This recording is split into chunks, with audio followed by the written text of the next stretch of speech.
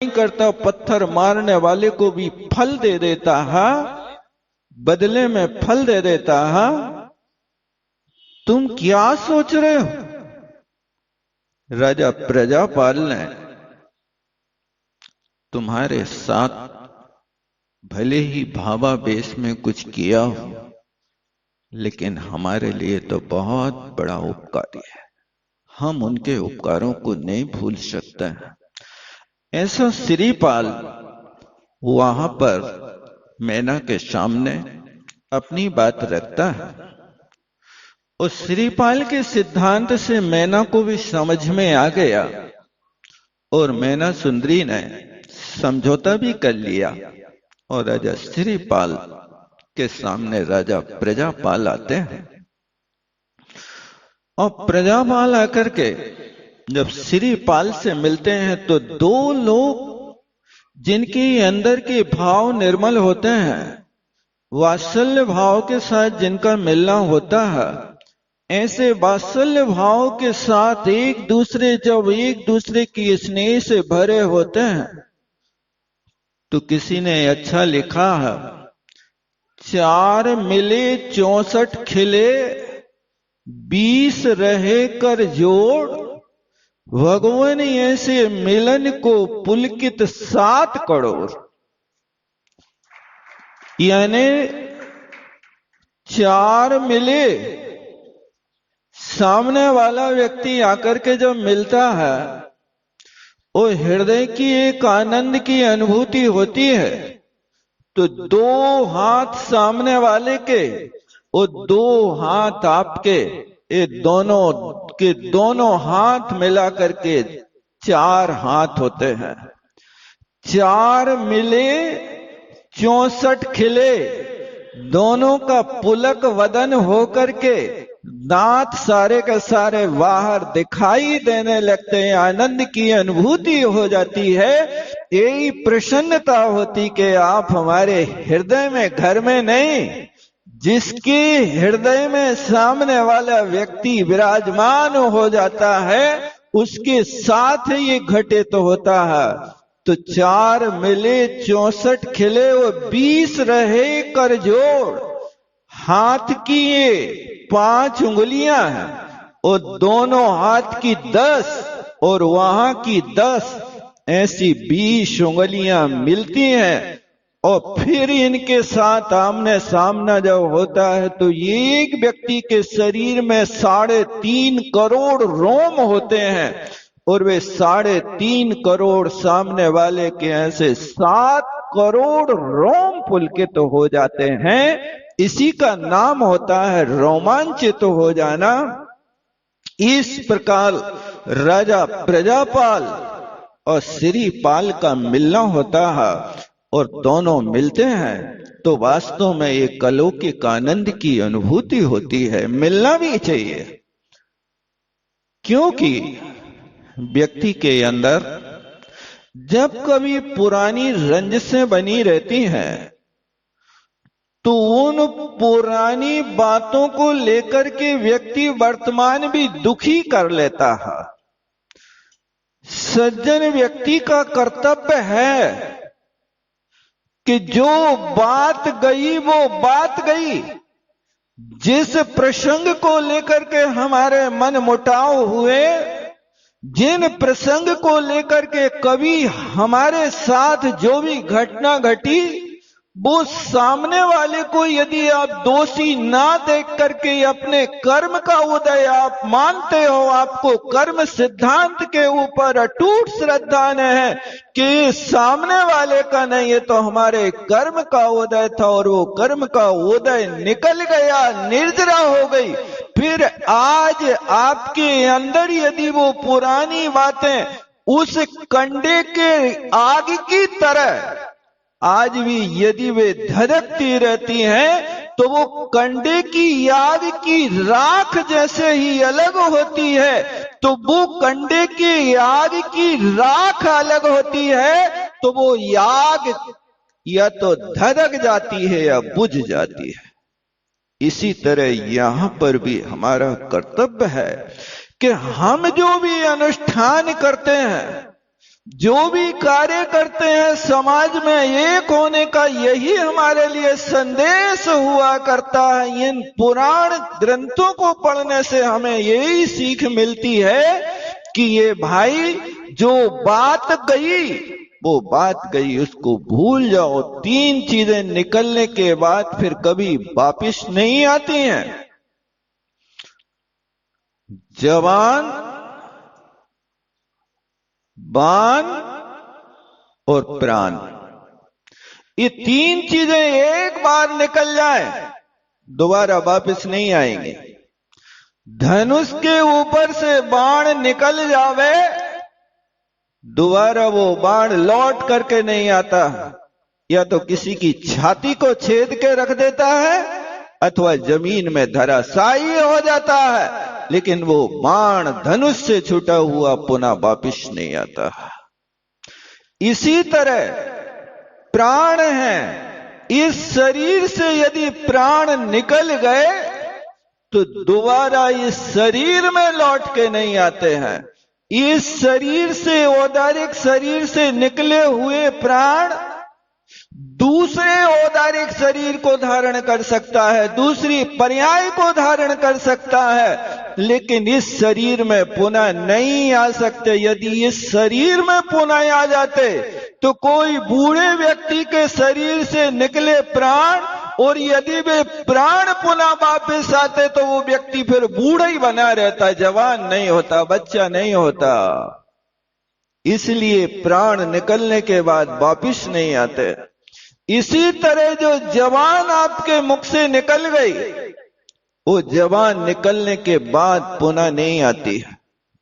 इसलिए एक एक शब्द को बोलो तो ऐसे बोलो कि कहीं ये बाण हमारी, ये वाणी कहीं बाण ना बन जाए, किसी के हृदय में ना चुभ जाए।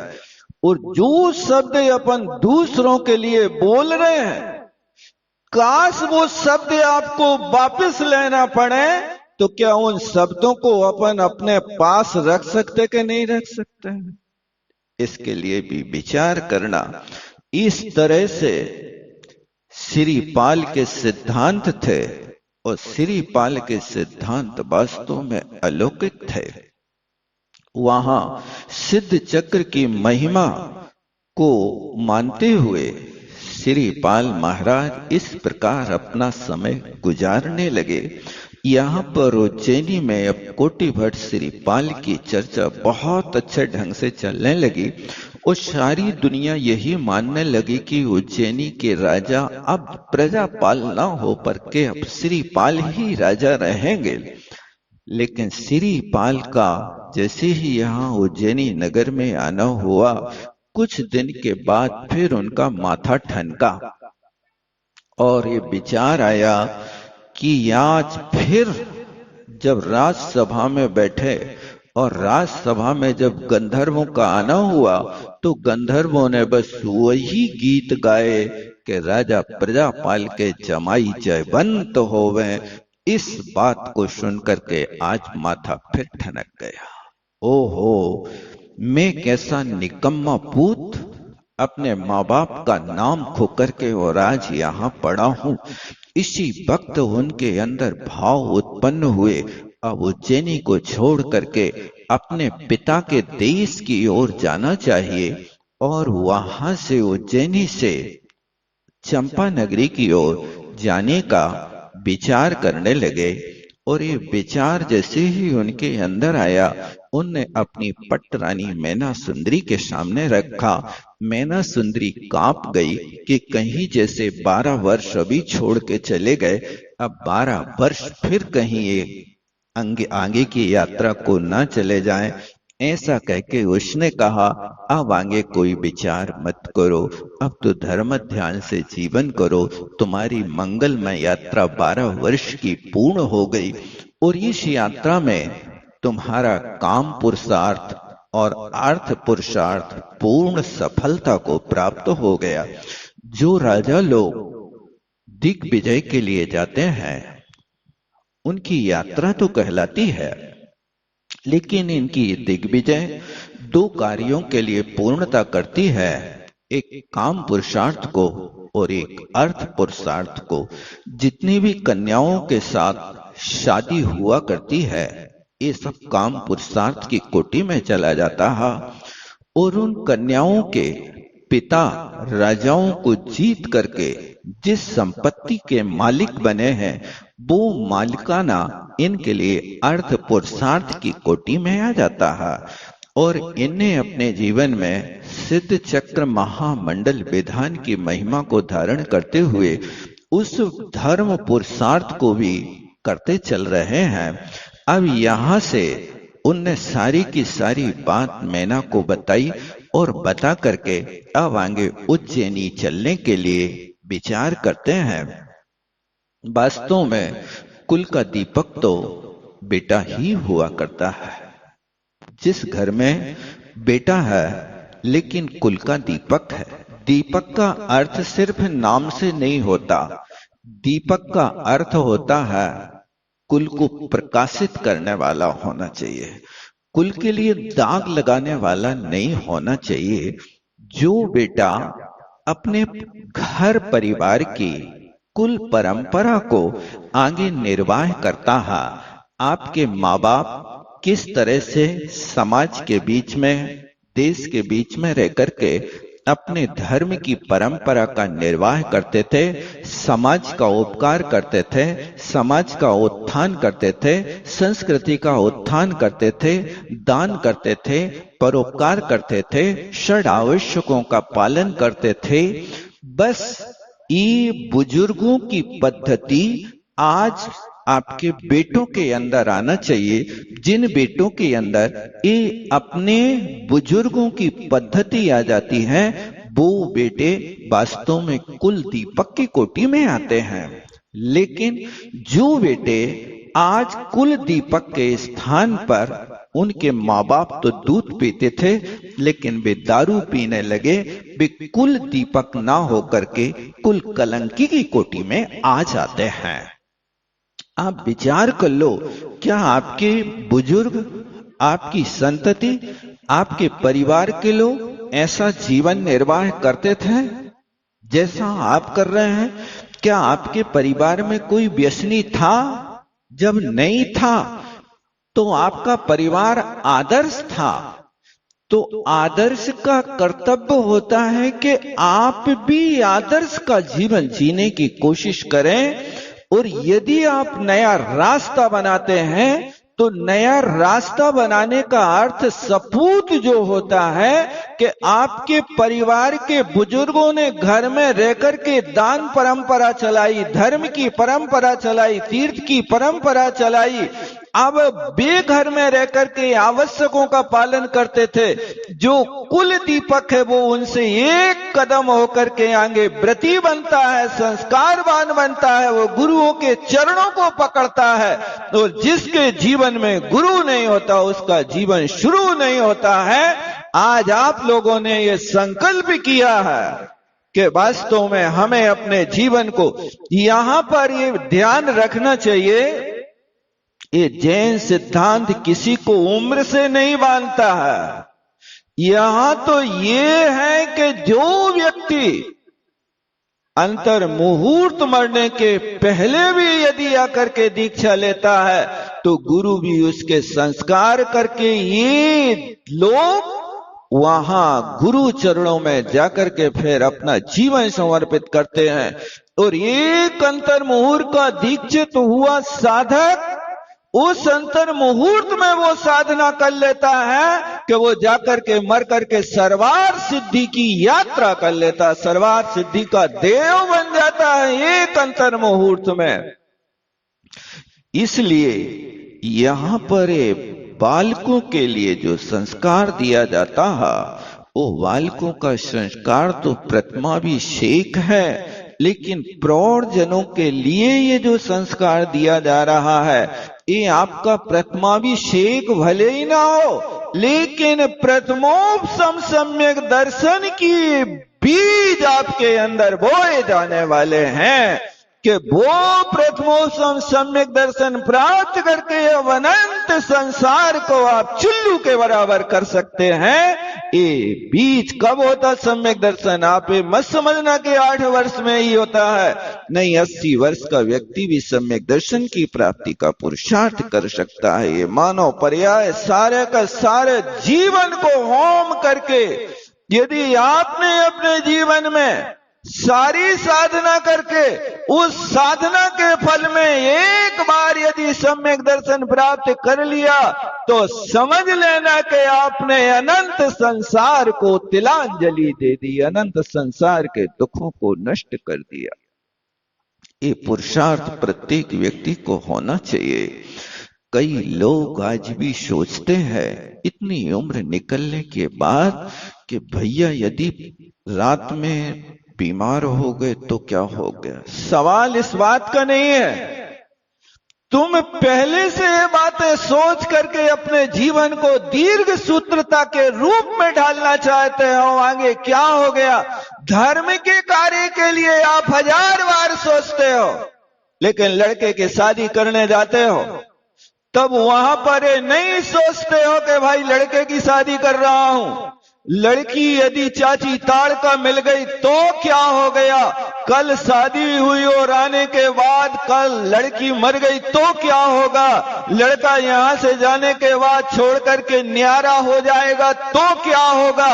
ये लौकिक कार्यों में तुम्हारी बुद्धि बिल्कुल नहीं चलती है, और वहां पर लौकिक कार्यों में तो आप चाहे जैसी हो, जात हो, पात हो, कुजात हो, बस मुझे तो एक ही लक्ष्य है कि अपने लड़के को ढकना है, अपने लड़के को खड़ा करना है कि समाज में ये नाम चलता रहे। ये कुल की परंपरा के लिए तुम इतना सब कुछ करते हो, अपने धर्म को भूल जाते हो। हाँ, लेकिन संस्कृति, धर्म की संस्कृति के लिए आप 1000 बार सोचते हो। ये करना पड़ रहा तो बीमार हो गए तो, अरे बीमारी तुम बुला रहे हो। ये बात सोचने की नहीं है, करने की है। जहां धर्म के संस्कार होते हैं वहां से बीमारी दूर भागती है, आती नहीं है। ऐसे कई लोग, कई दृष्टांत हैं। अभी तुम्हारे यहां संलेखना हुई, जहां डॉक्टरों ने मना कर दिया, जहां वो हमारे बस की बात नहीं है, हम इनके लिए स्थान नहीं दे सकते हैं। देना है तो आप सिर्फ बेड का किराया देते रहो और पड़े रहे यहां पर, लेकिन अब इलाज कुछ भी नहीं होगा। वहां से आए, लेकिन सद्बुद्धि आ गई कि उनने अपने घर में ना रख करके गुरु चरणों में सौंप दिया है अपने आप को, और गुरु चरणों में सौंपने के बाद उनको देखा होगा आपने उनकी प्रसन्नता और उनकी स्वस्थता और उनके त्याग के परिणाम। जिस व्यक्ति ने जीवन भर भी कभी कोई व्रत संयम ना पालन किया हो, लेकिन यह धर्म के बीज का संस्कार जब उनके अंदर अंकुरित हुआ तो अंकुर होकर के वो प्रसन्नता पूर्वक शरीर का त्याग करते हैं। लेकिन कई लोग कहते हैं कि पूरे जीवन भर डॉक्टर के शरण में पड़े रहते हैं। तुम्हारे लिए डॉक्टर की शरण का मंत्र नहीं दिया गया है, तुम महामंत्र का विधान कर रहे हो, नमोकार मंत्र का। तो यहां पर तुम्हारे लिए वो शरण कहा जा रहा है, यार हंते शरणम पब्बज्जामि, सिद्धे शरणम पब्बज्जामि। जन्म जरा मृत्यु के रोग को निवारण करने के लिए गुरु चरणों में जा रहा हूं, गुरु शरणम साधु शरणम पब्बज्जामि। लेकिन तुम इस मंत्र को भूल करके जब अंत होता है जीवन का तो डॉक्टर शरणम पब्बज्जामि, वैद्यो शरणम पब्बज्जामि, उनकी शरण में जाते हो। जबकि किसी कवि ने वैद्य के लिए कहा कि हे वैद्यराज नमस्तुभ्यम, हे वैद्य नमस्तुभ्यम, तुम यम ज्येष्ठ सहोदरा, यमा हरति प्राणाने तुम प्राण धना नीचे। हे वैद्यराज तुम्हारे लिए नमस्कार होवे। क्यों? क्योंकि तुम यमराज के बड़े भैया हो। क्यों? कैसे बड़े भैया? बोले यमराज तो अकेले प्राण हरता है और तुम प्राण और साथ में धन भी हरण कर लेते हो, लेकिन तुम्हें वही अपनी शरण दिखाई देती है। आप कोशिश करना कि हमारे लिए शरण क्या है, धर्म की महिमा क्या है। रोज आप लोग पढ़ते हैं कि जिनेंद्र भगवान की स्तुति करने से बड़े बड़े जहर उतर जाते हैं, फिर ये रोग कौन सी बात है। यहां पर श्रीपाल अब उज्जैनी से चंपापुरी चलने के लिए अपने विचार करते हैं। सारे लोग असहमत होते हैं। जब प्रजापाल को पता चलता है तो प्रजापाल आकर के कहता है, अब मेरे तो राज्य करने के नहीं, संन्यास लेने के दिन है, और आप इतना बड़ा राज्य ठाट बाट जीत करके आए हो। अब आगे जाने की मत सोचिए, आप इसी राज्य को लेकर के यही अनुशासन करिए, ऐसे राजा प्रजापाल कहते हैं। लेकिन श्रीपाल सहमत नहीं होते और उनने एक दृढ़ संकल्प बना लिया कि अपने पिता के राज्य को जाकर के अपने पिता के नाम को ऊंचा करना चाहिए। और ऐसे बहुत सारे लोगों ने उनको रोकने की कोशिश की, लेकिन वो किसी की बात नहीं मानी और उज्जैनी से चंपापुर की ओर चल दिए। अनेक नदी पर्वतों को पार करते हुए वहां से कई दिनों के बाद चंपा नगरी के वन में पहुंच गए। और जैसे यहाँ उज्जैनी के बाहर डेरा डाल करके मैना से मिलने के लिए आए, इसी तरह सारी सेना को चंपा नगरी के बाहर छोड़ करके अपने भद्र नामक दूत को वहां चंपा नगरी के राजा वीर दमन के पास भेज देते हैं। आपको पूर्व कहानी मालूम होगी, ये वीर दमन श्रीपाल के कौन है, पता है? पता है आप लोगों को? ये वीर दमन श्रीपाल के पिता के छोटे भाई अर्थात इनके काका जी हैं। अब वीर दमन से कैसे मिला जाए, क्योंकि वीर दमन श्रीपाल के पिता की मृत्यु के बाद श्रीपाल के दुश्मन बन गए थे। श्रीपाल को मारना चाह रहे थे, क्योंकि ये धन की लिप्सा व्यक्ति के पास ऐसी होती है कि धन के लोभी कोई भी अनर्थ करने को तैयार हो जाते हैं। इसी तरह वीर दमन ने भी श्रीपाल को मारने का षड्यंत्र रचा था। उसी श्रीपाल की रक्षा